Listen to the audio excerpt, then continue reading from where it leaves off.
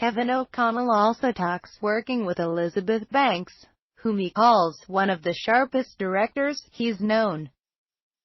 Kevin O'Connell, the 20-time Oscar-nominated re-recording mixer who recently worked on musical blockbuster Pitch Perfect 2, says he was thrilled to collaborate with Elizabeth Banks on her directorial debut.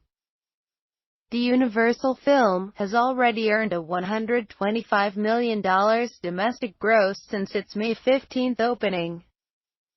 Elizabeth is one of the sharpest directors I ever worked with, says the veteran sound pro from films such as Spider-Man 2, Transformers and the original Pitch Perfect, who hangs his hat at Sony Pictures Post-Production Services. She's smart, and knew what was important and what to spend time on. It was a pleasure working with her.